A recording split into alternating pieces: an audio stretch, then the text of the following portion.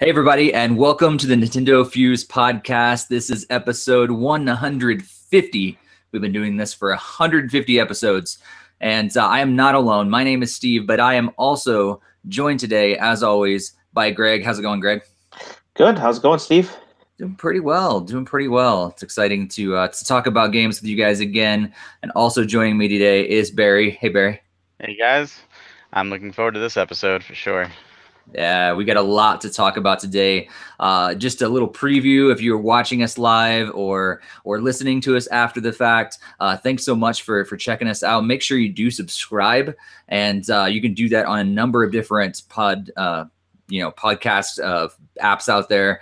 We're pretty much on everything now. So if you've been waiting for NintendoFuse to come to your podcast app of choice, we are pretty much on every platform out there. So make sure you subscribe, share it with others, and if you are so inclined, tune in live while we're doing this whole thing on YouTube, and you can actually participate in the live chat and all that great stuff. So thanks so much for those that are tuning in live, and for checking us out afterwards. Make sure you do subscribe on all that stuff, because we love to be interactive with you. We love your questions. So you can also send in your questions for future episodes at podcast@nintendofuse.com.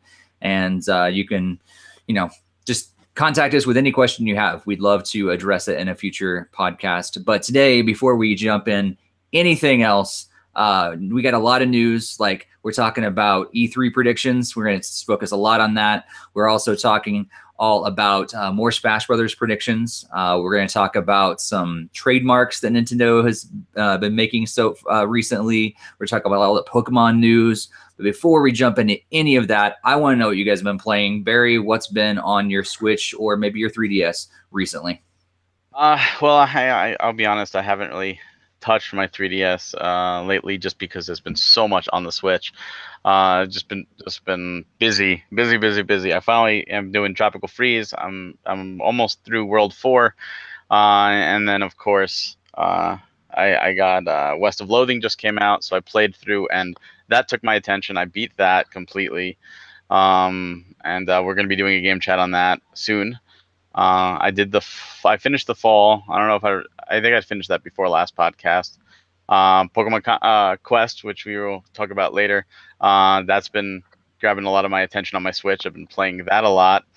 I just got the Bloodstain just came out, the 8-bit digital game, and I haven't booted that up yet. I'm just about, but I'm no, I got to finish Tropical Freeze first. Too many games. I've been, just too many games, but it's been great, and it's been a lot of fun, and my Switch has captured my entire attention, even all other games that I wanted to play, like Detroit. I really wanted to play Detroit. I got it ready to go. Haven't touched it. Even it's just too many. We'll get into that later, but there's so much on the Switch right now. It's fantastic. That's true. Yeah, I've got a lot too. Greg has. First of all, have you touched your 3DS recently, Greg? I know you had. No. You had before, but what is? Yeah, not is it since getting you Radiant up now? Historia. No. Okay, so what have you been playing on Switch then? I'm playing Mega Man and Mega Man 2, Mega Man 3, Mega Man 4. I can't make this sound like I'm playing a lot of games. So. No, each one only takes a couple hours, unfortunately. So it hasn't been actually a whole lot. I'm looking forward to jumping into the Western Loathing to chat with Barry about it. So hopefully we'll be starting that up very soon. It's in my 2 playlists immediately. So cool. So do you play, have you been playing all the way through each Mega Man game before you go to the next one, or are you just kind of hopping around and checking them all out? I've went through each one 100%. So I could beat the original Mega Man 2, then 3, and then now I'm most of the way through 4. So 4, I'm doing all the redo boss battles right before Wily. So that one's very close to me. I was talking to my friend who's also doing this. Are you using a guide just for the order? Because when the Legacy Collections first came out, I did it on PlayStation 4. And I didn't use a guide, because I beat them already, but I wanted to go through again, kind of fresh, because it's been so many years. So I did them out of order, and I just had fun with it again, as opposed to because you have the order, it goes really quickly. So which way are you doing it? Well, I Unfortunately, I have it all stored up here, so I know it's like, oh, go after Metal Man. Okay, Metal Man beats Flash Man. Okay, Flash Man beats Quick Man. Okay, Quick Man beats this guy. It's like, boop, boop, boop, and it's just like all that muscle memory just comes right back. So I'm like not dying a ton. I mean, there's a couple careless errors, but I think that's more due to the stupid joystick and not having a control pad. But I've had that kind of problem. Yeah, it's kind of hard to use the Pro Controller on the go, though. That's true, yeah, because you play a lot on the train, don't you? Yep. Primary source of Switch time. Yeah, that could make it hard. Hudson's in the chat, so you need to make some phone calls there, Barry. But he said he's been playing a lot of Runner 3, but he's stuck on the second level. And funny story, so am I. So am I. I've had this game for a while, and I keep playing the second level over and over. And oh my gosh, they made the game so difficult from the very beginning. I can't even get past the second level. It's ridiculous. So yeah, I share your frustrations there, Hudson. On the second level, I'm stuck on stupid Runner 3. It's a fun game. I think it zoomed in sometimes makes it even more difficult. But yeah, those steps, exactly, those steps. That I get to that part, it's no problem. I keep, and bam, that's like the third step. I hit it every time. So I've also been playing a lot of games, more varied than Greg's. So more like what Barry's been playing. I've been playing Earthlock. Went back to that one. I need to get a review out for that one. So yeah, kind of jump back to playing Earthlock and really enjoying it so far. Put in several hours of it this last week, and I have been playing The Fall, which is a game that Barry talked about. I have mixed feelings about it so far. I'm not too far in. We're going to have a game chat eventually about this. So right now I have mixed feelings, but we'll see how it goes as I get more time in with it. I did play the Mario Aces online tournament this last weekend, and that was fun. Some people are a lot better than I am at that game. That's all I have to say. I never got past the first round. I did really good against the computer, but yeah, I kept playing people that were really good. And yeah, I forgot to mention, I also played that. And the first time I made it to the third round, and I was like, all right, this is great. And then the second time, I had like this heated battle, and I lost. But like Hassan says in the chat too, I had a lot of lag. Even when I was right next to my modem and my router, I had a lot of lag. And it was, I don't know if it was my end or their end, but it did almost make it unplayable to the point that I would have to like sit with the wired. Wow. I only tried it for maybe an hour or so on Saturday, I think. And I didn't have any lag at all, but I do have a really fast internet connection now. So I don't know if that played into it or what, but yeah, I didn't experience any lag at all. It's interesting. Played a little more Hyrule Warriors and also played some Pokemon Quest, which we're going to talk about in just a little bit as well. But yeah, I've been playing a lot of Switch, even in some traveling that I've been doing the last week. I filled in my time with a lot of games recently. Barry, is there anything that came out in the last couple of weeks that you haven't got a chance to play, but you are particularly excited about? Yeah, the Street Fighter Anniversary Collection is one I got. The sad thing is I still haven't played, a lot of the other stuff that I haven't played, like Shantae and Battle Chasers Night War. I want to really play. I've heard nothing but good things. Blaze Blue comes out tomorrow, and that looks interesting. I'm looking forward to that. When I get around to it, I don't know. Let's see what else. Super Chariot just came out. I liked it on PS4, so I thought about messing around with the Switch version. Yeah. Again, I don't know. And Little Nightmares. I really was ready to give that a shot. I got it for PS4 again. I just didn't play it. I'm like, oh, this looks good. It's a complete edition. And of course, Bandai Namco was like, last minute, sorry, US, you don't get a physical. So I'm actually waiting for my European copy to come over. Whether or not I actually crack that open anytime soon is all up to what happens next week. It could change everything. That is true. That is true.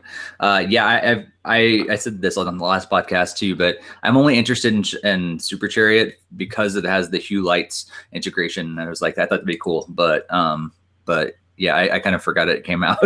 So. What's interesting is it came out in Europe, a physical, which is the version I got, and it has like a nice lenticular slip cover and everything, like the whole 9 yards with this production. I'm like, this is really nice. But again, no American release, even though they could just release the exact same thing because it's in English. But. Right. Greg, anything that's come out recently that you've not played because of Mega Man? Just West of Loathing. So that just did release on last Thursday. So that's the main one. I wanted to ask you about the Earthlock one. Was interested to review that one like 3-4 years ago. It was announced for Wii U, but I guess it's come a long way and now it's actually on Switch. So is that pretty good then? It is, because it's been actually a while since I've played. Because I wouldn't say that it's a traditional RPG, but it's closer to a kind of traditional RPG. It's got really good graphics, really good music, and I'm enjoying the story so far. In the very beginning, I was kind of confused at what's going on. I'm still kind of confused because you take this short little storyline following someone, and then it's like, meanwhile, and then you follow this other storyline for quite a while. And I'm still wondering, I'm like, what's going on back there? Like the thing that you opened with that I have it took a while to finally kind of draw the connections a little bit. And I'm still learning some stuff and still not sure exactly what I'm doing. Because even the story starts off with like, it's a fantastic place and there's peace in all the land. And I'm like, so what's my purpose here? Because it sounds like things are good already. So I'm still trying to figure out the storyline. But the gameplay is fun. The graphics are cool, and the music is really good and everything too. So I'm having fun so far. I'm just kind of a little lost in what the story, what's the purpose and everything still. But yeah, I also went into it pretty much completely blind. As well. I didn't research anything ahead of time about it. So there may be other people that are out there that have been, that knew everything about it going into it. But that was not the case. I decided to go in. I was just like, I'm just going to experience if I would just, walk in the store, this looks like a cool box. I should play this and pop it in my Switch and see what happens. So, so from that kind of perspective, that's the experience I've had so far. Wow. Sounds a lot of fun. I did get a recommendation for A Night in the Woods, but that came out back in February, so I don't know if I'll end up buying that. But Earthlock is one of those games that came out physically for the PS4, so I got it, never played it, and now that I know it's on Switch, and it's so annoying that it didn't get a physical release. It's like, oh, come on, Yeah. It sounds up my alley too. It's probably one of those that I wouldn't be surprised if Limited Run or something like that did come out with a physical edition of that one sometime down the line. Probably. Yeah. So, Barry, you also mentioned Street Fighter. I did end up picking up Street Fighter, but I as well haven't played it yet. I did take it out of the box, but that's about and it got placed in my Switch, but that's about as far as it was. So, and I have since the last time we've talked, I picked up 2 physical copies. I've got Hyrule Warriors physical copy, and I got Street Fighter 30th anniversary edition. I'm so proud of you, Steve. You're finally coming around. Yeah, well, the biggest thing is I decided that Street Fighter, I was like, it might be okay. Might be one of the ones that I end up trading in if I don't play for a long time. So I was like, I'd rather be able to get a little bit of my money back if I don't want to keep it. And as well, even though I have an incredibly large micro SD card in my Switch, it's almost filled up already. So that's what kind of pushed me over the ledge. Bonus. Yeah. See, I was just this weekend, I was playing West of Loathing, and my wife was watching me. And she's like, that looks like a lot of fun. I said, it is a lot of fun. And now, because of one of the announcements we're going to be talking about soon, she decided to get her own Switch. And she's like, well, I'd love to play that. And I said, well, I'd love it to be physical, that I can give you the cart to play it. But because it's digital, I can't. You have to actually take my Switch to play it. And it's like the whole time I'm in my head, I'm like, I don't understand why people are going digital here, especially with multiple Switches in the household. You just can't share like you can a physical. Yeah. So just checking over the. I don't like to share. I don't like to share. You selfish player, you. It's mine, all mine. Just saying hi to DJ and the chat. He's talking about calling in.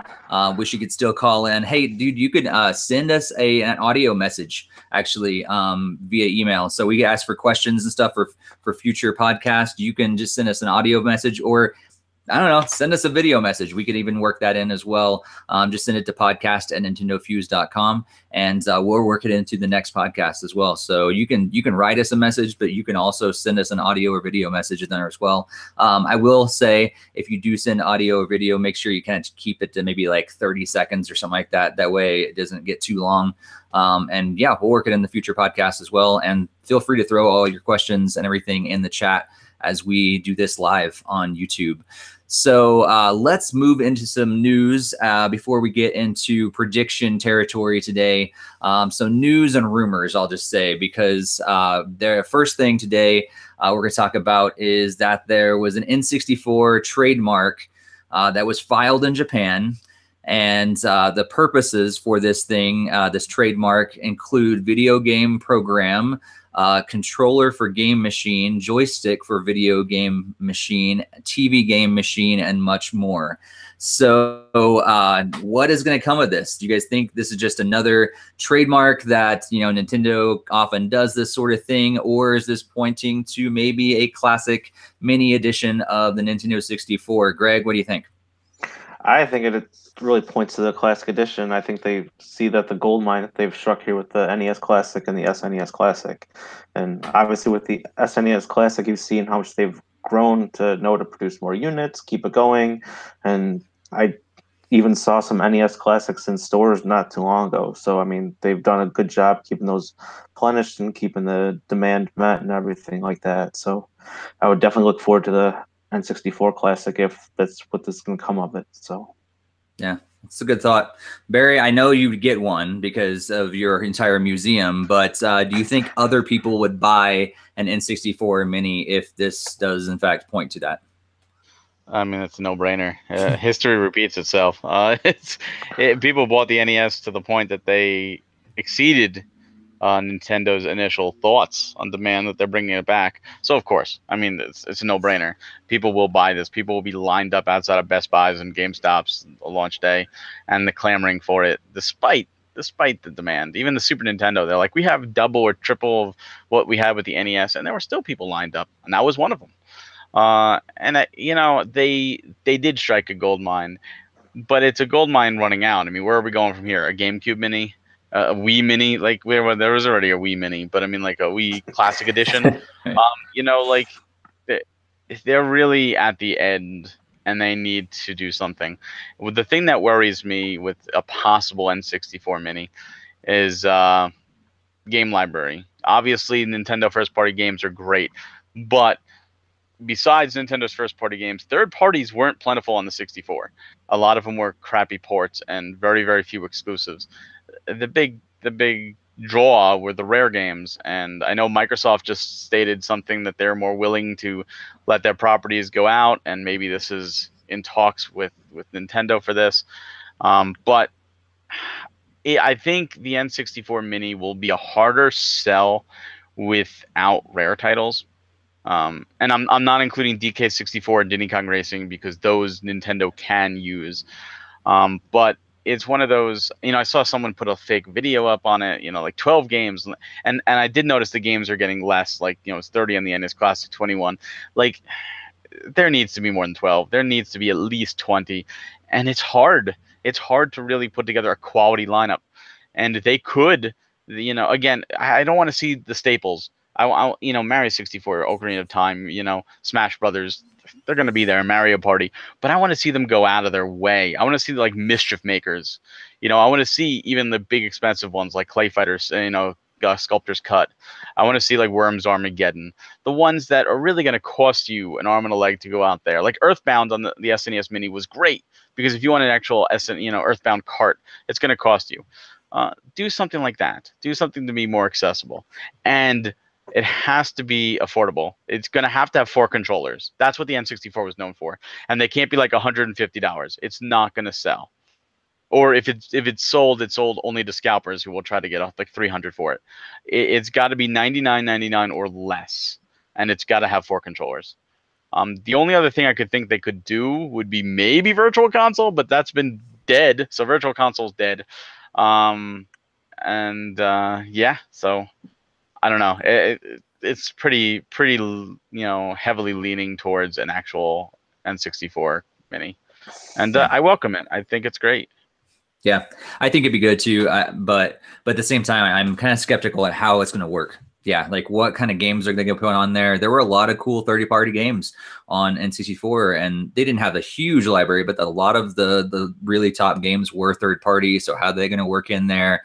You got 4 controllers. How far do they go with this whole thing? A lot of the points you hit on, Barry, were things that I was thinking as well.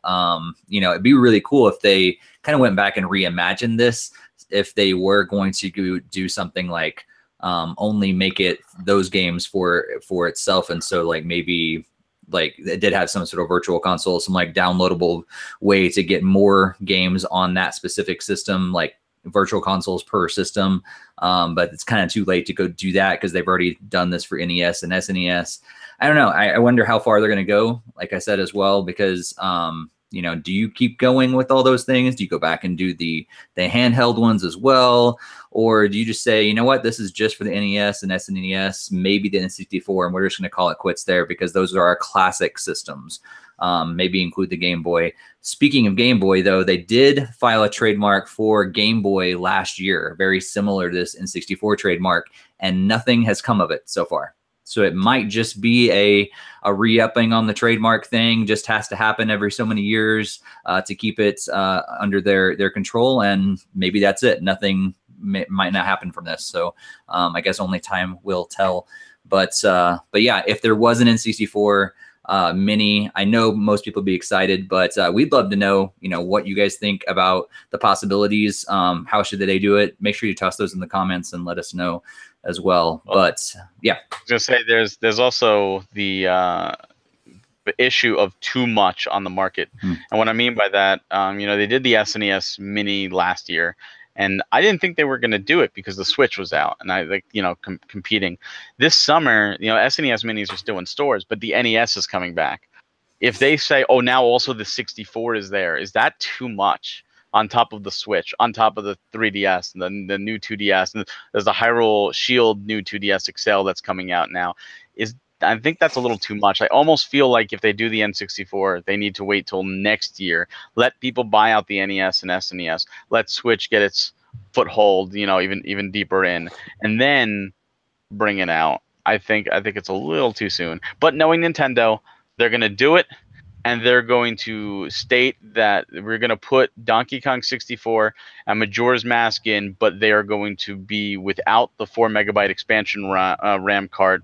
So DK64 won't run, and Majora's Mask will run poorly because that's a Nintendo thing to do. Yeah, that's a good point. Yeah, I especially wonder like how many can you have out there at once? How much is too much? Yeah. So let's move on to another possibility, another rumor, if you will. Wreck-It Ralph 2 comes out this year. I was so excited about Wreck-It Ralph. We talked about our love for it on the podcast back, several years ago now when it first came out. There was news that at the time that they were thinking about getting Mario in the next version, in the sequel. And lo and behold, Mario popped up on the IMDb listing, and none other than Charles Martinet as the voice of Mario. However, we all know IMDb is like Wikipedia. Anybody can go in there and edit it. So who knows if this is official or not. But let's just talk about the possibilities. Barry, are you excited about Wreck-It Ralph 2? And if so, what do you think about Mario being in it? Oh, I'm very excited. I love the first one. A new trailer actually just dropped today, and if you haven't seen it, you really should. It's hilarious, especially the ending with the princesses. Like, that's all I'll say if you haven't seen it yet. But it is, I mean, it's one of those things where I know a lot of people were upset about the theme of the movie, because I agreed. I think it should have went to consoles and went from arcades to internet. Like that's a huge jump, especially we just had the Emoji Movie. I feel it should have went to the home consoles kind of deal, like maybe a home NES port of Wreck-It Ralph, and that would have been kind of interesting to take a look at. But given what we're doing now, I think it was criminal that Mario was not in the first movie. I mean, Sonic was there. I mean, we have Bowser too. And I know the main reason was Nintendo. They wanted Mario there. Nintendo, ever since the Super Mario Brothers movie, has been very scared to let their characters appear. And even getting Bowser in, to get Bowser in, they had to promise that the Wreck-It Ralph video game would be exclusive to Nintendo. That's why it was only on Wii and 3DS, because they said, no, if you want Bowser, you need to do this.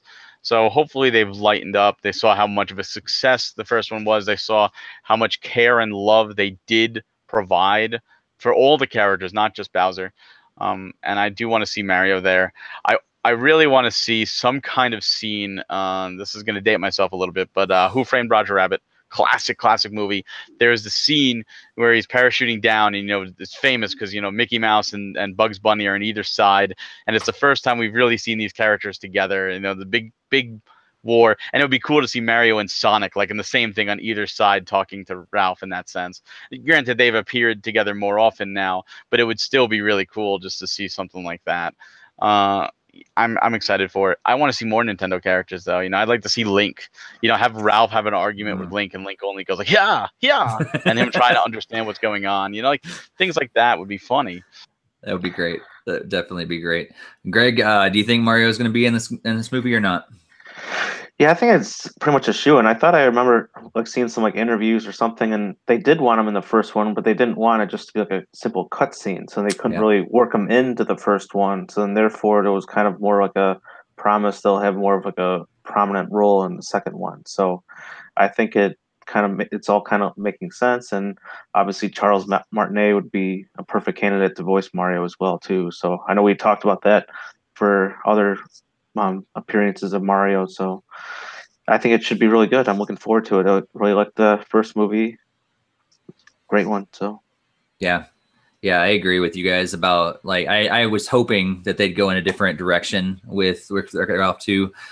Jumping to the internet does kind of it.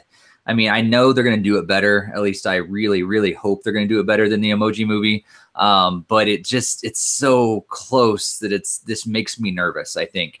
And but now Mario is on mobile phones, and they've jumped into that area. So maybe there kind of be a Mario Run thing, and then all of it push Mario Run again. I don't know, on mobile devices, but there seems like there should be a connection. But I do understand, with why he wasn't in the first one, because they wanted it to be a prominent role. That's their big character. Can't just be like a short little cameo. But I'm wondering, with this direction they're going, how does that incorporate Mario? How will that work out? So I'm hopeful, but at the same time, I'm still kind of skeptical if it will actually happen because of the direction they're going with this movie. But I guess, again, only time will tell. It's coming out in just a few short weeks, so hopefully we'll. I thought it was Thanksgiving. Well, I guess a few short weeks is in my way of saying it's going to be here before we know it. Yeah. So a few short months, that's probably about a better thing. But yeah. So yeah, before we know it, it's going to be here. We got so many other movies between now and then, and games to play. It'd be all of a sudden, it'd be episode whatever 170 of this thing, and we'd be oh, hey, look, we're talking about Wreck-It Ralph 2. Hey, what did you guys think? So anyhow, let's move on to some actual news. The Pokemon Company dropped some big news on us this past week, and 4 games. Am I right? Four games they talked about. One that came out right away, 2 that are coming out really soon, and 1 that's coming out next year, or at least a possible 1. Who knows? Likely 2. Most likely 2, but at least 1, maybe in 2 different versions. So let's talk about each of these. Pokemon Quest, we each, at least Barry and I talked about how we've been playing over the last couple of days. In my opinion, it's kind of like a mobile game with in-app purchases that somehow ended up on the Switch. It's not bad. I'm glad it's free. But you kind of choose your characters. It seems like for me, what they did here was that they had this idea for a mobile type game with in-app purchases that they decided to stick Pokemon into. And that's my opinion of it. So it takes place in this other world where all these Pokemon are like blocks, and you get to choose again, at the beginning, which Pokemon you want. And then you go on this adventure to try to find everything in this world and stuff with your Pokemon. But you let him out, and he just wanders around. And as he finds different other Pokemon, they battle. You get to choose, but you can also hit it on auto and just set it and forget it. This is the subtitle for this Pokemon game. I feel like could be Pokemon Set It and Forget It. That was probably already trademarked by all the kitchen utensils, so I don't think they could take it. But that's my opinion on it so far. Barry, Greg, actually, first, did you get a chance to play this at all, or were you just busy with Mega Man? Been busy with Mega Man. I'm not a huge Pokemon fan, but based on what you're saying, it sounds a lot like that Pokemon game that was on the 3DS, though, with like it had the in-app purchases to buy more turns to play and all that kind of stuff. And I don't know. I don't think that's really fitting for a home console at all. So yeah, it does seem weird, and it's really designed for touch. Like if you play it on your TV, you're actually controlling a pointer as you go around and stuff too. So it is really designed for a touch first interface. Barry, you got some time with it. What did I explain it well, or did I kind of push it down a little bit? Are you enjoying it more than what I kind of conveyed? Well, I mean, it's not the first time Pokemon games have done this. I mean, we have Pokemon Picross, we have Pokemon Shuffle, and we have Pokemon Rumble World. All three took the free-to-play mentality, with Pokemon Shuffle actually going to mobile, unlike the other two. And Pokemon Rumble World even got a physical release, which was nice. But those are on the 3DS, so there's no. I should say this one feels at home because of those other three. As for the game, I went into it like, let me just check this out, and I really enjoyed it to a point. I'm still enjoying it. I'm in the final areas, at least. I'm in World 7, 8, 9, and 10. And when I say to a point, I'm noticing like parts where the leveling is going slowly, and I'm like, this would be so much faster if I just paid money. And I was like, but I'm not doing that, and I'm sticking to my guns, and it's actually become easier. I hit a couple good spots and evolved some Pokemon, and now it's been a lot easier, and I've been using the training to help out. And it honestly, it is a lot more fun than I thought. There's still some nitpicks there. I wish the retreat option worked a little bit better. But you do command the moves, like you said, that they do move on their own, and there is strategy to when you do it. And like you said, the auto, I started with the auto. I'm like, oh, this is great. And then I started dying and dying and dying. And I'm like, let me try not using auto, and I succeeded. So I haven't used auto since. I'm like, nah, like it's just not smart enough, especially later on, depending on how far you are. As for the game itself, it's just it's weird, addicting. It's like a gacha style thing with the pot and the limited turns, but it's fun. Yeah. And see, you talk about how touch, my wife was playing it and she was using touch, and I play, even in handheld, I use R and L, because you don't need to use the cursor pretty much at all except for feeding. I use R and L to go between the three Pokemon on the bottom, and just use Y and X for the two moves. Yeah. So you just I guess that. Mostly the touch with like interfacing with using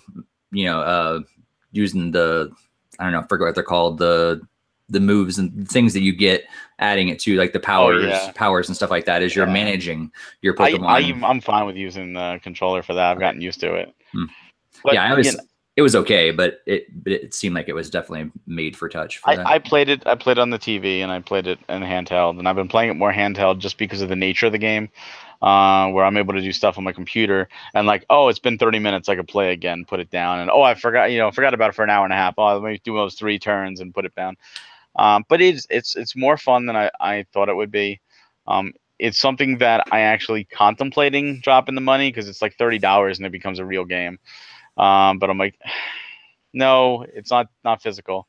They did it with Rumble World. If they do a physical version of this, I will purchase it. But you know what? I saw people complaining about it, and my answer to that is it's a game we didn't know about. It came out of nowhere. It didn't take resources from the main Pokemon team because they've done other little games like this before. And it's free.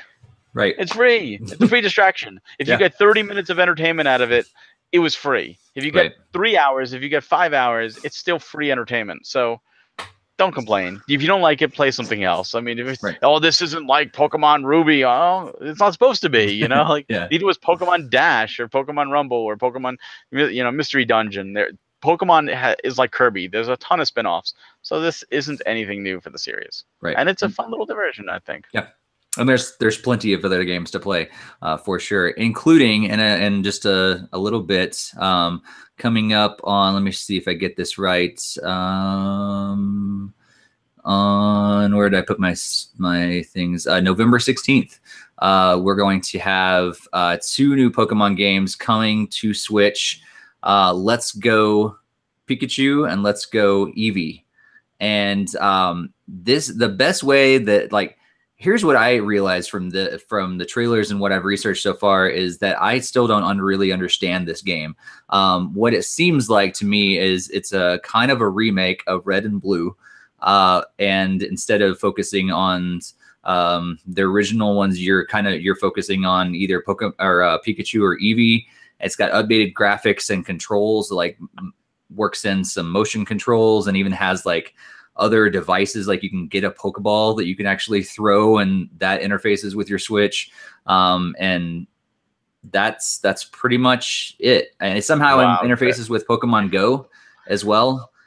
Is there more to this, Barry, that I'm missing? Yeah. Next time you say, hey, who wants to take point on this? And someone says, I'll do it. And you say, oh, no, I've done some research over the past 2 hours. I'm thinking, all right, you've got some stuff I also here. say, I'm sure that there's other things I missed, because as I'm researching, I'm realizing there's surely there's more to this than what I'm seeing, because they didn't really throw off a whole lot in what they've given out so far. I think it's like Red and Blue, and you catch some Pokemon or something, and you throw a Pokeball at the screen, and maybe it cracks, maybe it doesn't. Hey, look at that. That's basically all Pokemon games are like that. You walk around, you find some Pokemon. Actually, this is a remake of Yellow, not Red and Blue. Yep. I even knew that one. Yeah. And it not ever gonna. see, right there, boom. The reason you actually have Pikachu and Eevee is because it's supposed to be Ash. You're taking the role of Ash in the sense. You're not technically Red because it's following the anime. And the rival to Ash was Gary, who picks Eevee. So that's why they picked Eevee as the other one. The interesting thing about whichever one you start with, you can dress them up and do all these kind of cool things with them, but they don't evolve. So Eevee will be Eevee forever, and Pikachu will be Pikachu forever. The point of this, and it's brilliant, is marketing. And what I mean by that is Pokemon is a big series. It is a very deep series. There's over 700 Pokemon. Someone is going to listen to this and go, there's 852, nerd. I don't even know how many there technically are anymore. But there's over 700. And that's very, very daunting for a new person.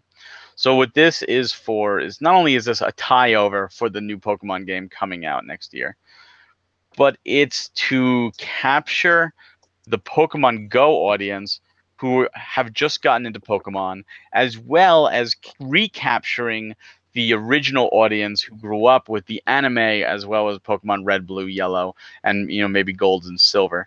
And if they can bring those people in, that's a big audience. Pokemon Go showed that there is an audience there that is willing to do that. If they could bring that into the Switch, that would be huge. I mean, this is the game that got my wife to say, that's it, I'm buying a Switch. And then next year when the new game comes out, if these Pokemon can transfer over or something, that's a great gateway into it. But this isn't just Yellow. It has the original 151. It has all the original evolutions. But it also has the Aloha versions are going to be here. So there will be those. I think there's some new evolutions for some Pokemon. I could be wrong. And there's a brand new Pokemon, never before seen. The first Gen 8 Pokemon is going to be revealed in this game. And it does connect with Pokemon Go in the sense that it allows you to take your Pokemon from Pokemon Go and transfer them to these games, but you can't transfer them back. So it's one and done. But if you go out there and you're playing Pokemon Go right now, you can have a great team. And if you don't want to raid anymore, you can just send it into this game and have fun with it. You can do trades through LAN and I think online. You can't do battles online, I don't think. But you can do local battles, I'm pretty sure. I know there's co-op. There's still a lot of mystery about the game, but it's a lot to it. As for the Pokeball that you were mentioning, it's a new thing that they're adding. It's pretty much a Pokemon, the Pokemon Go Plus, which is the little add-on that they have, and you can actually store your Pokemon in there and take it on walks, and like touch it, and it's like a real Pokeball. It'll rumble and it'll speak, and when you walk with it, it's an evolution of the Pokewalker that was introduced in Heart Gold and Soul Silver, so your Pokemon will get stronger by doing that too, and it's as close to real life Pokemon as you can get, especially because you can go out in the real world and catch them with Pokemon Go and then come home and bring them into the game for you. So I think it's a novel idea. I think it's a brilliant idea. I think the trailer was brilliant. And for all those crying foul, you got a new game next year. This is a smart business decision. Earlier on in the year, we discussed, and I mentioned how Nintendo said they wanted to sell 2 million units. 20 million units, I'm sorry, this year. And when they first showed off the spring lineup, there was no 20 million units in that lineup. Some good games, but not 20 million units. Smash Brothers and this Pokemon 1-2 punch, I think they could hit 20 million units. And I think they're banking heavily on this game. Yeah. And I want to make sure that I didn't want to make it seem like I don't care about this game. I really just didn't catch that much from it. But now also hearing from you, Barry, I understand why I didn't catch that much, because I wasn't ever into the anime. And I really wasn't into Pokemon Go as much as some people were. I really am a novel kind of, I played a lot of Pokemon early. I played Blue quite a bit, and eventually hopped into like Black and White a little bit, and then went back to Soul Silver. And so I'm kind of not a complete novice in the Pokemon world, but closer to that side than a lot of people. And so, but now hearing about, it's a remake, kind of a reimagining, it seems like, of Pokemon Yellow, plus, incorporating, the anime and trying to get all of the Pokemon Go players and everything and all this together. I think it's a brilliant idea as well. And now hearing more from that other side. Greg, do you agree about, like, is this a good idea? Are you excited about it? Definitely. I wouldn't say I'm personally excited, but I'm sure there's tons of people that are. I mean, this is going to be one of those big holiday sellers this year that's really going to help push the console sales, and those software sales are just going to skyrocket on those games. So anything is good for the Switch. Even though it's not my type of game, I still think it should be there, and recognize it's a really smart business decision, and I really think it shouldn't have too many problems doing well, I don't think. You know what's interesting is afterwards, I've noticed even more Pokemon Go activity. Just this past week, because there's a lot in my town. I go out and array with some people, with local group, and I'm noticing more and more getting out there and doing it more and more, going on walks, especially because of the warmer weather.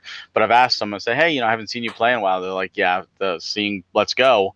They either said they have a Switch and they can't wait for it, or they're buying a Switch for it and they're using this to try to get a good team in advance. Because it's kind of like you can play the game now by farming and trying to get a good Pokemon in Pokemon Go to carry over into the game, which is a neat idea, and I'm sure Niantic is thrilled about it as well. And who knows, maybe there'll be more future cross promotion. That Super Mario Run, Super Mario Odyssey thing we've all wanted forever. Yeah. Well, I think it'd be cool too. Like, hopefully if they continue to improve and evolve Pokemon Go, maybe this interest in Let's Go will also incorporate, they'll continue making that better, and maybe we'll eventually get the trading and the other things that we've been wanting in Pokemon Go for a while, because maybe there's such even a stronger demand from it, because Let's Go is just creating even more energy around it. So that could be really cool too. Let's see them do the same for Fire Emblem. It might. Fire Emblem Switch is still on the way. We don't know what's coming. So that very well could be. There could be a Fire Emblem Heroes Switch. That's true. Promotion and cross connectivity. Yeah, that's true. They didn't leave us unwanting there. I mean, we're still wanting it, but it is coming next year. They've said that a new mainline Pokemon game for Nintendo Switch is coming in 2019, and like Barry said, most likely 2 games because they always release it in 2 different versions. Did I miss anything on that one? Is that pretty much all they said with that? That's all we know. Yeah. So any thoughts? I mean, we've talked about this before. We're excited it's there. Any further thoughts? All I say is that if this game comes out and does not have access to like the Pokemon Bank to at least Let's Go, I think that would be a huge monumental mistake. If it has connectivity with the 3DS games, I think that would be phenomenal, and I think it would be smart. However, if they say for whatever reason it can't, it has to at least have connectivity with Let's Go, because you pull all those people in who now have this team that they love so much. You say, here's a brand new Pokemon game. You have to start over. You can't bring your Pokemon over. Even though in the mainline games, you even if you have like a team 100, you can't use them right away to make the game too easy. But at least you can bring your team over. Yeah. If you can't do that, there are going to be a lot of people like, well, I'm not going to buy it. I'll stay with Let's Go. And that's potential sales lost over something so trivial that they've done before. There has to be connectivity.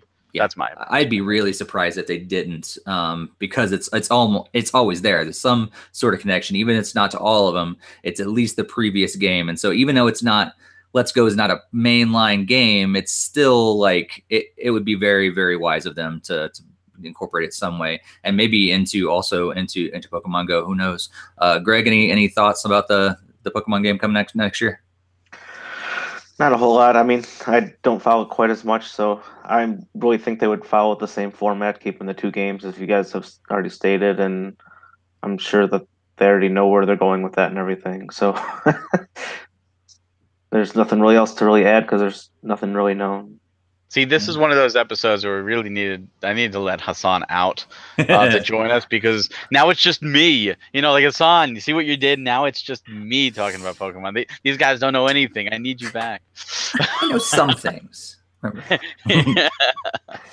Hey, I use Pikachu in Smash Brothers, so. Oh my God, there we go. Pokemon expert. Oh, wow.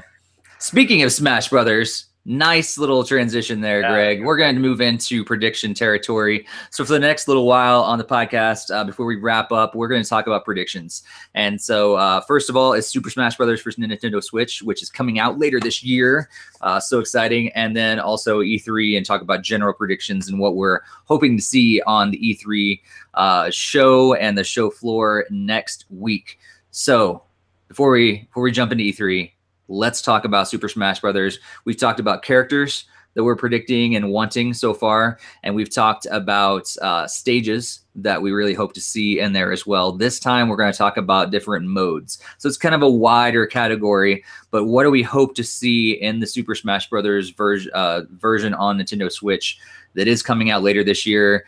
Greg, I'm going to throw it to you first. What are you hoping to see in this game? I really want to see the return of like the adventure mode or / subspace emissary type mode, or like a story, like a true story mode. I've really enjoyed playing those like on Melee and Brawl and stuff, and it's really kind of sad to see nothing of that kind in Smash Brothers for Wii U and 3DS. So I really hope they bring back some type of story mode. I think that'd be really fun to play. Are we going through all 3 of them, or do we have multiple modes each that we're gonna suggest? You know what? I'm gonna assume here that Barry, did you also mention something about single player? Well, yeah, everyone. Okay. Yeah. Okay. So let's just talk about that together before we get. I'm assuming we all mentioned that sort of thing. So, and then we can go back to your other 2 there, Greg. Okay. Very specifically, what would you talk about with the single player? With the single player, I mean. It has to be something, and it has to be something epic. Like, it's so interesting if you look at the adventure mode of Melee. It was fun. It was a little thing. It was like a diversion. But then you look at Brawl, and it is epic. Like I remember when the opening happened, and I showed it to a friend of mine who hadn't played Smash, and he's like, "Oh my god!" Like he was laughing a little bit. Like they're so serious. Like they're making this so serious, and that was cool. Like I liked that. Like they made a real story. And the interesting thing, whenever you see a movie, that is a crossover like Avengers, what makes it fascinating is the pairings of people you don't normally see together. And the same goes for crossover games. So what made Subspace Emissary so cool was seeing different people together, like Pikachu and Samus. Like, whoa, what? That's so weird, you know? And you have Oliver, and then you have, you know, Captain Falcon come in and like kill the Pikmin, and he was like, what the heck? And Falcon doesn't realize what he did.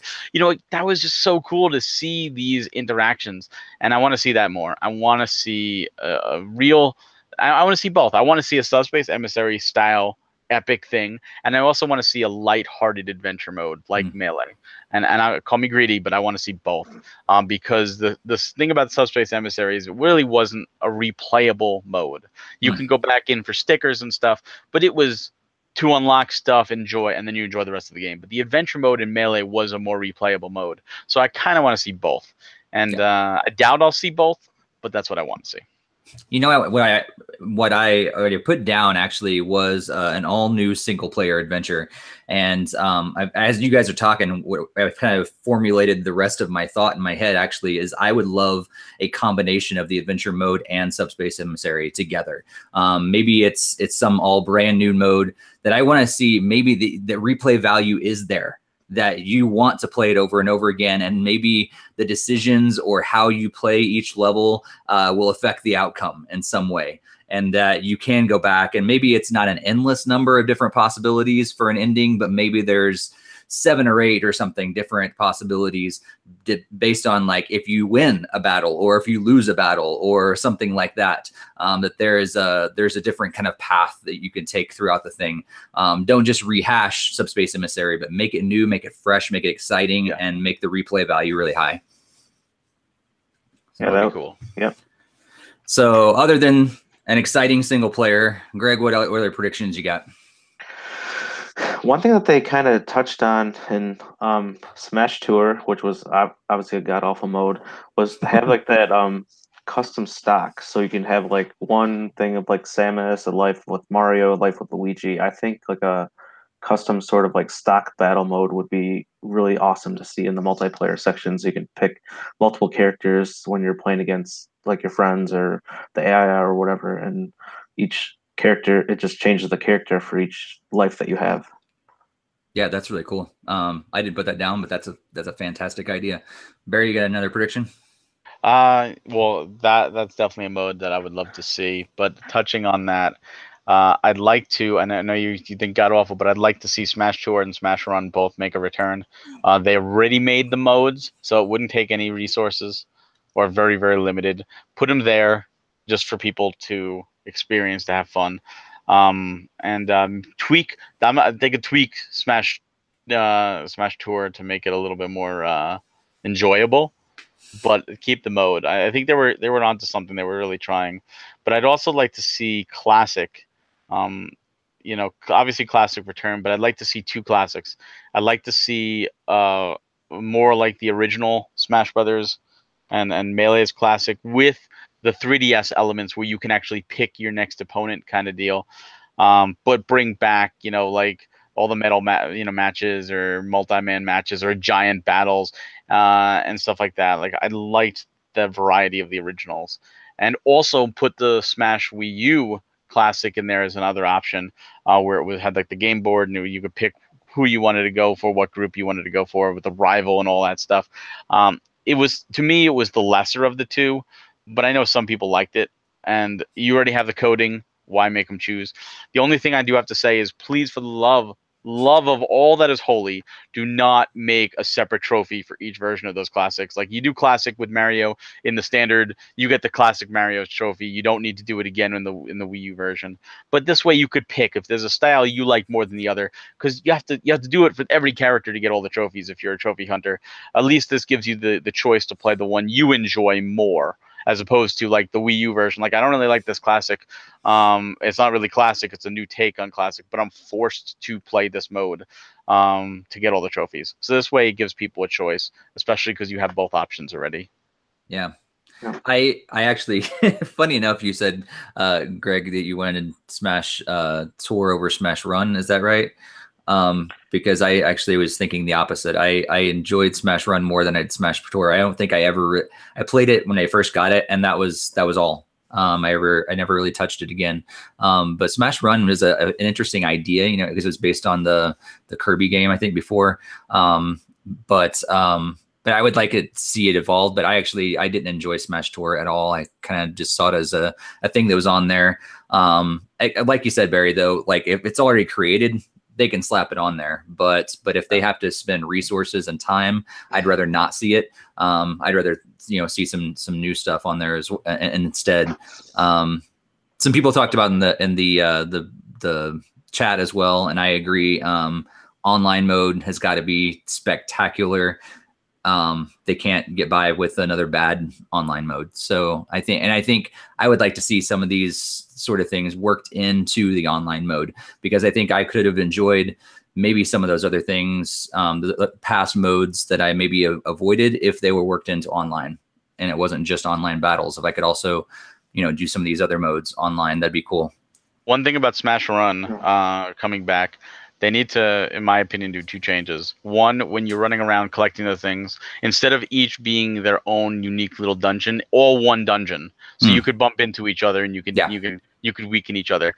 And the other thing is, I would wish you could choose the battle at the end. You could leave it random like it is in the 3DS, but you could choose a stock match. You could choose, you know, a coin match, whatever, because I got so annoyed in the 3DS version when I would go through all that and I build up like all this attack, and then it would be something like agility based or something. I'm like, well, this sucks, and then I just died. I'm like, well, there was 2 minutes I'll never get back, you know. Like, so I wish you could choose, and you could still have the random option there. Yeah, that's true. I forgot about that part, but I agree with that. I forgot about the frustration that I had. It's been a while since I played the 3DS version, but yeah, it was the same thing. I a lot of times would be, and what it ended up making me do is try to be as universal as possible, and just hope for the best. But yeah, if you knew ahead of time what you were getting yourself into, then you can prepare for that.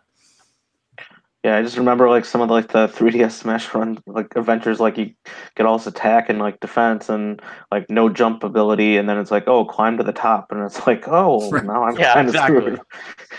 That's what I mean. Like, so you could still have that random element if that's what your jam was and that you really liked it. I don't want to take features away. I just want to add. So now you can do a climb, and what would make that interesting is if you knew you were doing a climb to the top, that would make those jump icons and power-ups so much more valuable. And if you were all shared and there was a big jump and there was two of you in the room, you know, that would make a nice little battle in there, who would get it and who can knock it out of the other person. Like, it would create a new dynamic, I think. Yeah, I completely agree. I think that's something that Smash Run really needed. So yeah.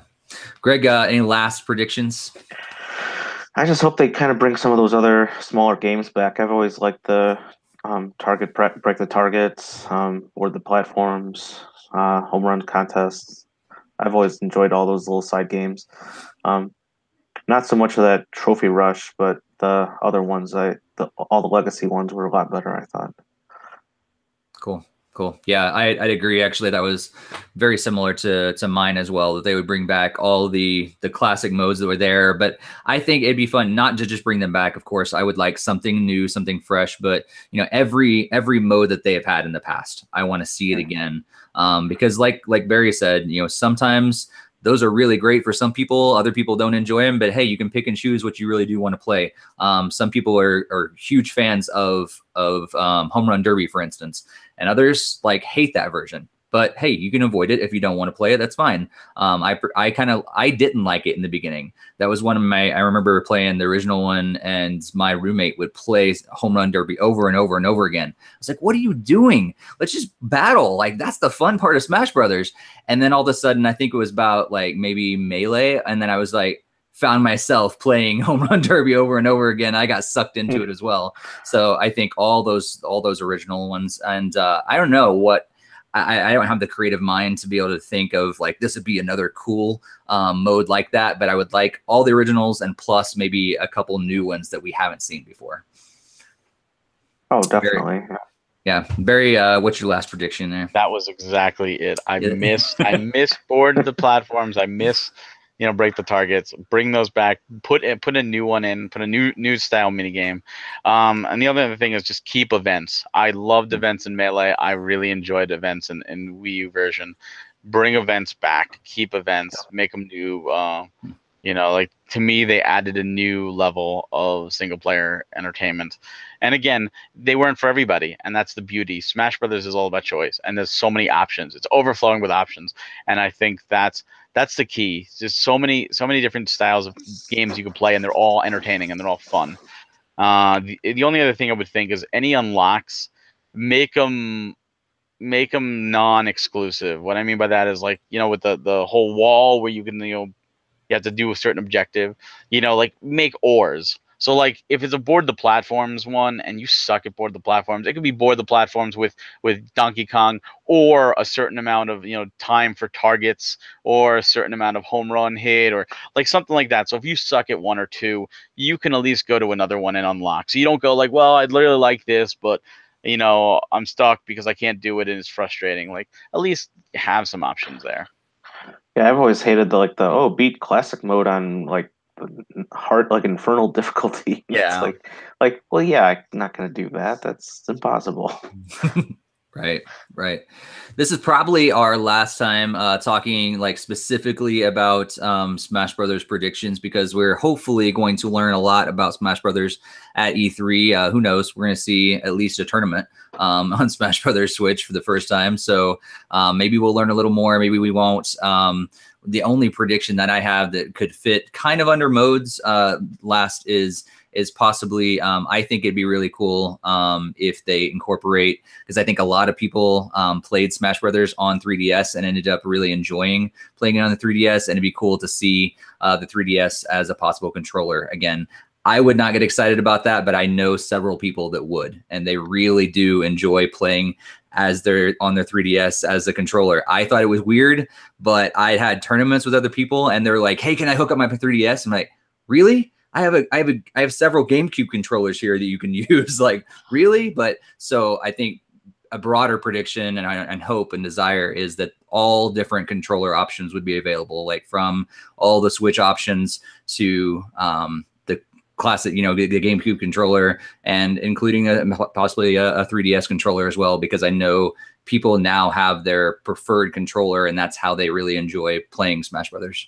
Well, speaking of that, you just mentioned there's the Hori controller. I don't know if you saw, just showing off Hori GameCube controller wired for the Switch. That's officially licensed. So we may not be able to use that, the GameCube adapter, but I think that's in preparation for Smash Brothers for sure. I thought the GameCube adapter's already been proven to work with the Switch due to one of those updates. But I don't know if it will work with Smash Brothers. Right, and it was kind of by accident, I heard. Yeah. Because they enabled it for other things, it automatically worked with the GameCube adapter, kind of a happy accident in a way.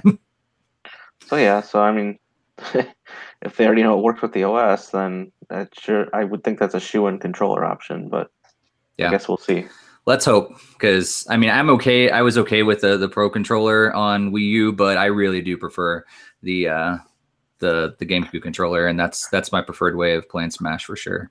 I do have one last thing for Smash before we leave. It's not a prediction. It's just a prayer.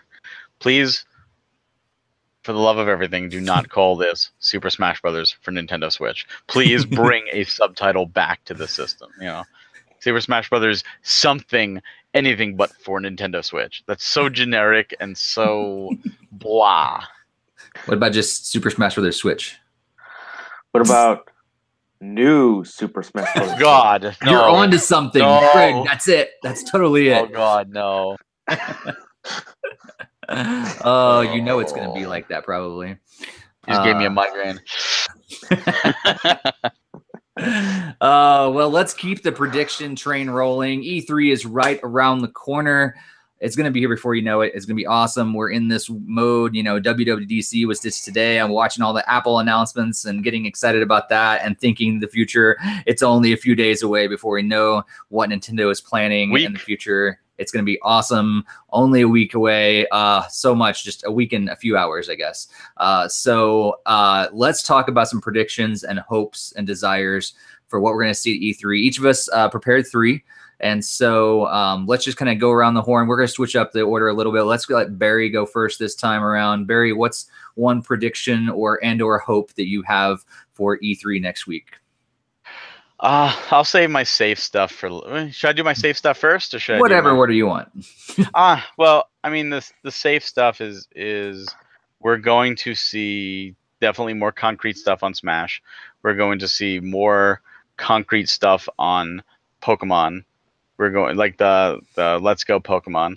Where they're probably going to do. We're not going to see that in the broadcast, but we'll see that at the Treehouse. We'll see Pokemon Quest at the Treehouse as well, just because they'll need something to promote. Mm-hmm. But I do think that we are going to see our first gameplay and story details for Metroid Prime 4. That's my first one. That is, I think, I don't think it's coming out this year. I could be wrong, but I really do not think. I think it's going to take till next year. They're going to save it for 2019. But I do think we're going to find out some more information about Metroid Prime 4 for sure. Concrete, not a logo. It's no logo. Nice. All right, that's a pretty strong prediction. We'll see. Greg, what do you think? First one. Stole my thunder. Oh, I said Metroid Prime 4 trailer. But like I said, I started safe. I mean, that's a safe. Yeah, I mean, I did 3. I guess like safer like hopes, and then I also did 3 like predictions, or kind of like just whatever I was feeling at the time. So nice. Well, so there's a difference here because what I heard was Barry was hoping for actual gameplay, and Greg, you just said a trailer. So that seems a little more broad. They could be just cutscenes or something for a trailer. I think in the direct we're going to see just a trailer, and then in the Treehouse we're going to see, hey, you saw that great trailer, let's play it again. Now we're going to load right into some gameplay. I think so you actually think real gameplay during Treehouse? I do. Yeah, I don't think it's going that far, but we'll see. I know they did it last year with Samus Returns, so you know. Well, Samus Returns was also ready to come out in September. we don't know the status of Metroid. We don't know. This could be ready to come out in September too. We don't know how long it's been worked on. That is true. We have no idea. They could have been working on it ever since Metroid Other M. Sorry for those of you that didn't like that game and reminded you about its existence. So I'm going to start off with what I think is a safe one. And I'll go like a little more crazy as I go. Actually, I think only one of them is what I consider crazy. So I think this is kind of an unprediction or an unhope or whatever, but I'm expecting only games. I'm expecting no word about Netflix or YouTube or anything like that else coming to the Switch. I think they're just going to focus on games, taking a page from what they've done in the past, like a couple of years ago when they focused just on Zelda. And then last year was on games. I think this year will only be games, and maybe we'll get, a direct or something later on that says, oh yeah, by the way, since online's coming out, we're also going to have Netflix and YouTube and everything else is coming to the Switch now too. But I think for E3, they're only going to focus on games. So, yeah, I agree with that. Exactly. I would agree with that too. Yeah. That's not really the place to like, oh, here's our new mobile game, Miitomo 2. But you also have to remember that they did used to do things like that. I mean, Microsoft spent their whole conference once talking about the TV functions of the Xbox One. Right. Which is not like kind of why I thought about it, because like it's not unprecedented for some companies to like spend half their time talking about other than games. But I think Nintendo didn't do it at E3, but they had that whole Nintendo TV showcase that they did on stage. Right.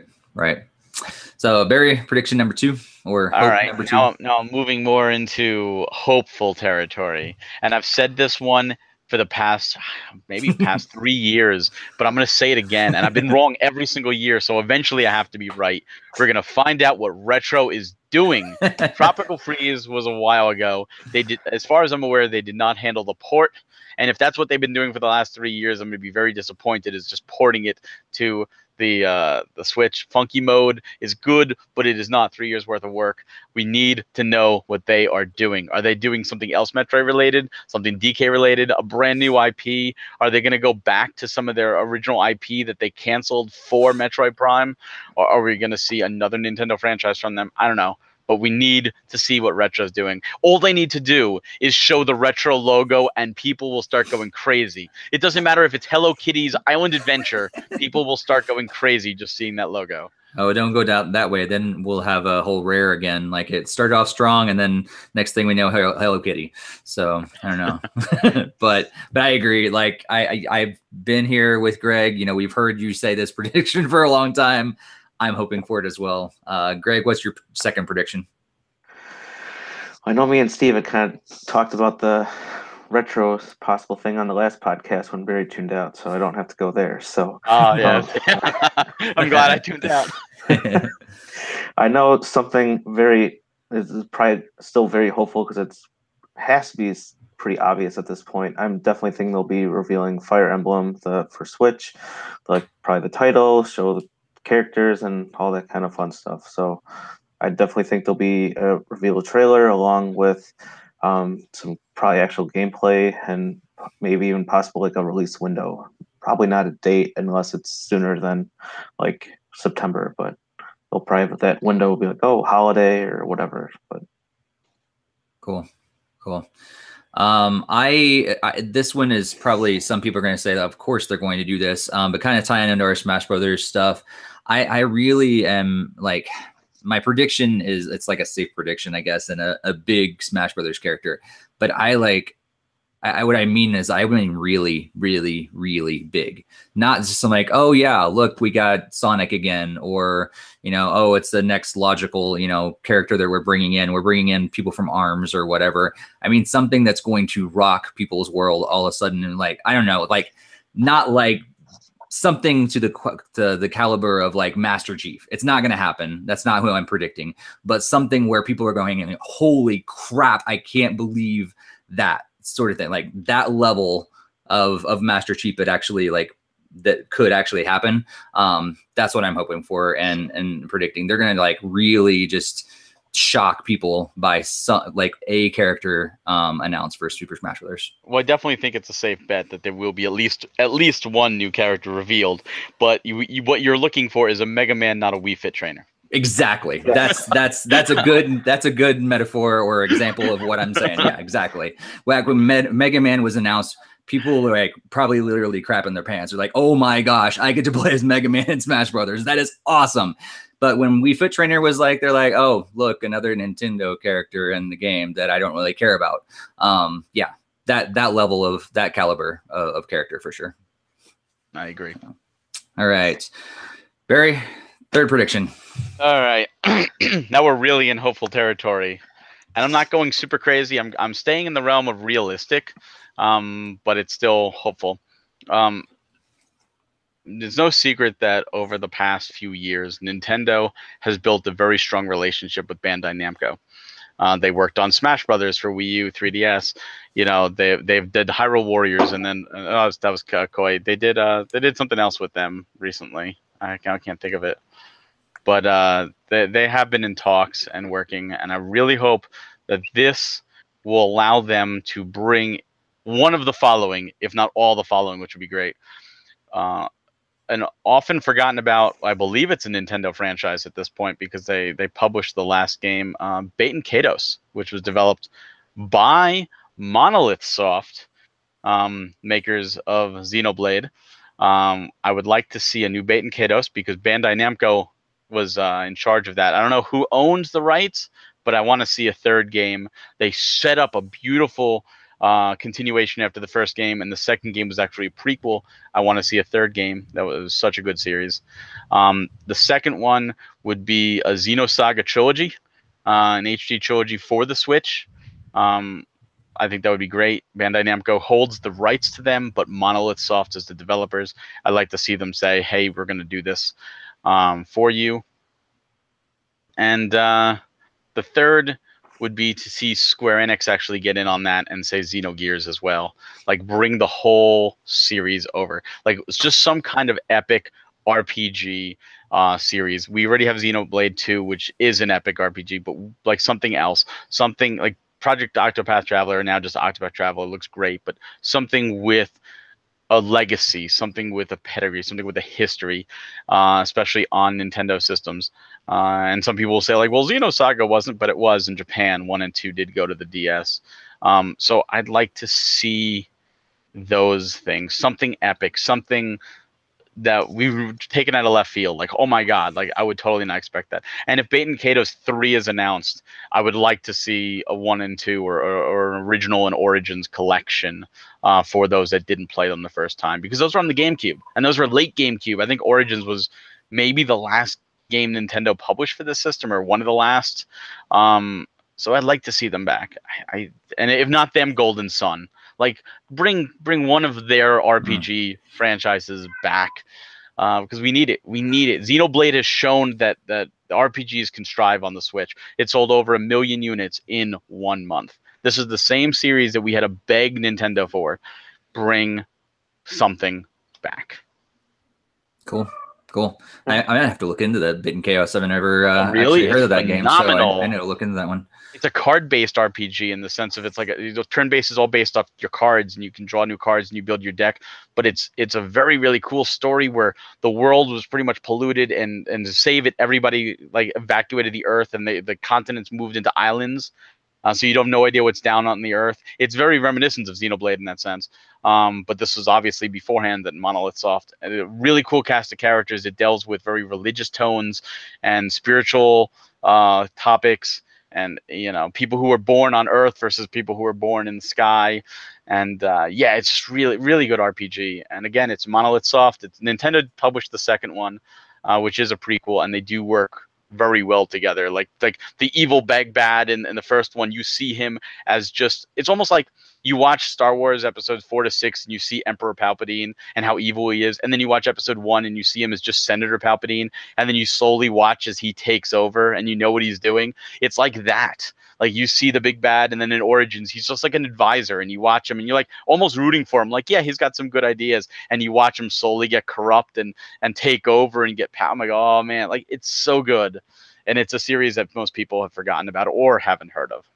Yeah, that's really cool. So some solid RPGs coming to Switch. That'd be really cool. Greg, what's your next prediction or last one? Well, I had, as I said it earlier, I actually had 6. I had 3 safe and 3 like crazier ones. So did you want me to do a go couple for of it? them? Yeah, share them all. How about that? Yeah. My last safe one was obviously Yoshi. We saw it last time, so obviously it's incredibly safe that they'll be showing it. I think that's enough we can even have to talk about it. That's pretty much guaranteed. Finally, some of the stuff they think that's a little more off the wall and nothing is known, or these are more just expectations and ideas that I would love to see. Again, from previous podcasts, Super Mario Maker Deluxe. Let's see it. It's time to bring that series over, with a sequel over to Switch. Great game, lots of replayability, infinite types of content for everyone. One of the more other ones that I have was the next Paper Mario game. I think it's time to go back to more of the series roots, or kind of like redo how they've been doing things, with how Color Splash and Sticker Star kind of have turned towards the worst. I think it's hopefully time to get a more true Paper Mario game. So that'd be really nice. And the craziest one I had was actual remake of Skyward Sword, where you can actually use the Joy-Cons to use the sword and everything like that, and have it a lot more revamped with much better controls, and also offer like a standard control option for like the Pro Controller. Let me ask you something, Greg. I know you want Super Mario Maker 2.0. I know you do, and I want it. I want it myself, and I want it for you more than I want it for me. But my question is this: do you really think, and knowing Nintendo, they probably do this, but do you really think that E3 is the place for another Wii U port. I mean, it already has a stigma on the Switch. How many Wii U ports is, a Nintendo Direct is one thing, but do you really think E3 is the place to go? You ready for that big new reveal? Wii U port. Like, it almost seems like that would backfire on them more than it would get people hyped at E3. At Nintendo Direct, awesome, but at E3, people are more expecting new things, or if they're HD ports or remakes, it's of stuff from yesteryear, not from stuff from literally last year or 2 years ago, kind of deal. We'll see if they show it off as more of an actual sequel, then I think it could sell better. If they're just gonna just show like a Mario Maker logo and just show some of the main stuff that's been on Wii U and 3DS, then yeah, that's gonna get a very negative return. But I think just having here's like a new like half water, half like beach land stage. I mean, that's a really cool option to have. Here's some new enemies and power-ups that weren't previously available. I think there's can be a lot more to go with like that kind of content shown. And what if they did another Maker, but they did like Zelda Maker or Metroid Maker or something like that? Ah, sorry, Snuck in. That's what was going in my head. No, I was actually thinking, what if? Yeah, if instead they made Zelda Maker, which has been kind of rumored, and then tagged on, oh hey, we're also bringing Mario Maker 2.0 or Deluxe or whatever. Yeah, that would be incredible too. I'd love to see both. I'd get those as well. I think Wii U ports as an after, as a bonus, I work. But when it's like, this is your big reveal, it's a Wii U port, I think right now the energy is negative towards Wii U ports, as that's your big selling point. Well, it wouldn't be like the first thing shown or anything like that, obviously, but I think there's still room to have that game on the Switch, and the community is still really huge, and I see like new posts and people still making levels. It's absolutely It's get me wrong, Greg. I'm not saying the game again shouldn't be there, and I think even showing in the treehouse, like in one of the, because they've announced stuff in the treehouse before and shown it off. Even there, I can see it being okay. I just think it would be a negative reaction if shown in that 30-minute block, because it's only like 30 minutes of hype. All this build up for this 30 minutes. I don't think Wii U port should be there except in like an afterthought.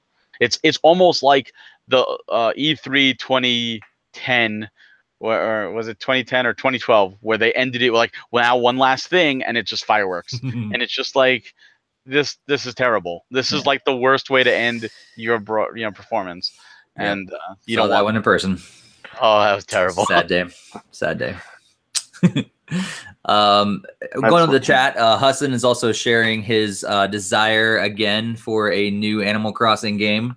He's been hoping for this for a while as well. We're hopeful for you, Hassan. We think it's probably going to happen as well. I think all of us are thinking that's probably going to be announced and make a lot of people happy as well, coming off the iOS game, which I know has not been as much of a hit as they would have hoped, but I know a lot of people that really do enjoy it, and they'd be excited to have to kind of play into a Switch game, and maybe there'll be some tie-in to that as well. I'm sure that'd be cool. Crossing for sure. Yeah, and he's also hoping for a Metroid Prime 4 information. He's thinking like Metroid Prime Trilogy will get a release on Switch as well. That's I could say that could probably happen as well, but I like Barry. I would hope that doesn't get announced. At least doesn't spend a whole lot of time announcing that during the official thing. It'd be cool to like as an afterthought or something like that. But I hope they don't spend a big chunk of time talking about yet another rehash of the original Metroid trilogy. Yeah, if they showed like the Metroid Prime 4 trailer and all that stuff and said, coming early 2019, and then quickly holiday, 2018 Metroid Prime Trilogy HD coming, and like that's all they did is just announced it, and it was like 5 seconds or 10 seconds. I think that would be fine. Yeah, that's you pretty much read my mind. I was gonna say, if assuming they do the Metroid Prime 4 tie-in, it would almost guaranteed if you're looking forward to it, be sure to check out the first 3 games, which are gonna be now on Switch as this trilogy. But let's be honest, this is Nintendo, so instead it's gonna be Get Ready Metroid Other M HD re-release. That's the type right there. You got the side note on that, Barry. It's Other M with Federation Force included. Hey, as long as they bring back Blast Ball. Just make that a separate release on Switch and HD, and I'll be there. It's like pretty much like Rocket League, but just with guns. Okay, so my last prediction is possibly out there as well. We'll see what you guys think about this. I think that this may be the time. I know it's only a year, just over a year into the Switch's lifespan, but maybe they're ready to cash in a little more and get some even additional sales, maybe secondary Switches by releasing another version of the Switch. Maybe the rumored mini edition of the Switch, the smaller one, maybe the controllers attached, that sort of thing. But maybe they're going to go out there and just say, hey, you know what? You have one, maybe you want a second one, or maybe you want to get a smaller one that's for your kids or something like that. It's maybe a little more affordable, something like that. But I think possibly this is the time. They may want to jump on it early for a mini edition of the Nintendo Switch. What do you guys think? I don't know if you saw this or not, Steve, but there is, I think it's rumored in Japan they're releasing the Switch without the dock, and I think that existence steals any possibility of it this year. It would seem weird to be, here's the regular Switch without a dock, and then here's a Switch Mini, which also without a dock. Like, why would both those SKUs be there? If that the dockless SKU is a real thing, I definitely do not see it this year. But I would like it. I think it would be smart.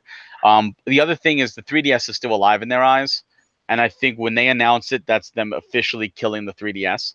So as long as the 3DS is alive, as long as they still have games coming out, which they do this year, then I don't see it happening. That's a good point. Yeah. And kind of, I was already thinking this, and then I saw that, and I was like, oh, maybe will it kill that rumor? I don't know. I was like, I still think it might be a possibility. I think it's inevitable that at some point they will do it. But I was thinking, yeah, what if they jumped on it early and they tried this? And I know they're coming out with that other kind of like, it's not an official dock, but it's like another charging stand thing. And so it's kind of made without the wraparound thing like your dock is now. I'm like, it kind of seems like they're going that route of making future accessories for the Switch that may not look, and fit like the original design. So maybe they have that in their mind as they're designing stuff, that it will be backward compatible or whatever, future compatible. But yeah, I kind of went out there for this year. Greg, do you think it's possible, or am I too crazy? I think it is a little bit on the crazier side. Like, yeah, because it's obviously I had saw that I actually thought it was confirmed, but maybe I was mistaken that the Switch without the dock was going to be going to Japan. And obviously America was like, oh, we have nothing to announce at this time, or it's not coming, or whatever their simple PR stuff is. But yeah, I don't know. I mean, I think I said this in a previous podcast. I don't think that they'll be doing revisions on the Switch. I think that would segment the market a little bit too much, with the 3DS and new 3DS XL and 3DS Mini and Wii Mini. I mean, I don't really like having to buy the same console just for like an extra feature or two. So yeah, we'll see. We'll definitely see. It's going to be exciting. We're going to have a lot of coverage on E3 next year, or next week, next year as well. We'll talk about it next year as well. It's a 2019 thing too. But we'll talk a lot about E3 next week. If you have not subscribed to us on YouTube and followed us on all the social media, check out our website and all that stuff. Make sure you do, because we have a lot of E3 coverage coming next week. Make sure you stay tuned. But before we wrap up, any games that you're excited about over the next couple weeks that you're hoping to pick up, excited about playing? For myself, there's nothing actually. That like the next couple weeks, there's not a whole lot that I'm really excited about. Greg, anything that kind of jumps at you?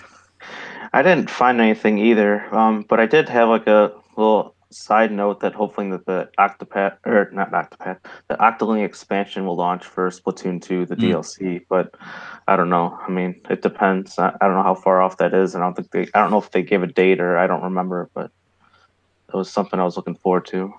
Yeah, that'd be cool. Yeah, I can't remember if they announced a date on that or not, but yeah, I know you're really excited about the single player stuff for Splatoon, so it'd be cool.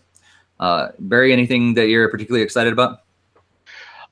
Nothing offhand. You know what the problem is there's so many games coming out that I have all of them like pre-ordered, Yeah. and then suddenly like it just like, oh yeah, this is coming out, and I'll be like, oh, like I get the like, notification like your item is shipped. I'll be like, oh, I totally forgot about that because I pre-ordered it like a year ago. So I don't even know release dates anymore. It's just when I get that, I'm like, oh, I've been looking forward to that game. Cool. All right, I'll play it tomorrow. But it's so much, and there's still so much in my backlog. I'm trying not to look forward to the future, and I'm still getting review codes from developers. So it's like, all right, fine, I'll review your game. I'll put the other things off. You know, like digital games on right after we took away the digital game category from the Game Awards. We do, you know. Yeah. Now I'm prepared for it, unlike last year or the year before. Yeah, but nah, it's just too much already. It is, and we've said this a couple times before, but man, it's great, but it's weird to be in a completely different situation than we were like a year or two ago when we were like, there's nothing out for Wii U. Like, I wish we had some games to play. I wish we had some games to talk about, and now we're like, there's not enough time in the day to play all these great games, and we're still just barely into the Switch's existence. I mean, just over a year old. So there's so much more to come. And we'll know a lot more about what's to come next week. So it's pretty exciting. We should talk about what we're going to do for E3 as well. We should talk about what we're going to do for E3. Barry, what are we going to do for E3? Oh, there we go. For E3, what we're going to be doing is on Tuesday, because that's when Nintendo is going to be doing their broadcast. We're going to attempt to live broadcast our reactions. If we can't get live to work, we will have up very shortly our live reactions to the podcast or to the actual Nintendo event. It's a very meta thing. Like we react to our podcast, it's reacting to our podcast. Yeah. And we're going to have a discussion about what we see, about which predictions came true or not. On top of that, we're also going to have our usual discussions and stuff for the week. We're going to have like an industry talk lined up. We're going to have some, obviously, whatever news comes out, we'll be covering.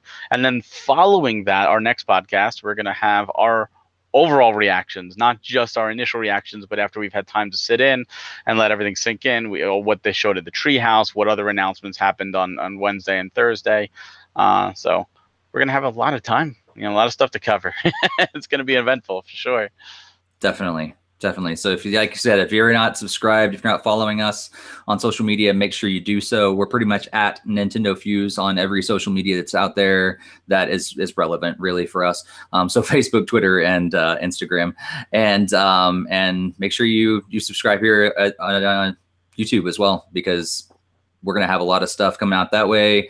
Again, subscribe to us on your different podcatcher of choice, because we're going to have some other additional stuff that way. And, talking about E3 quite a bit over the next couple weeks. So make sure you subscribe, share it out there with other people that you think would enjoy all of that. We do have one last thing to talk about before we close up today. We had a listener question from Filming Trevor sent in a question. It says, do you watch gamers on YouTube?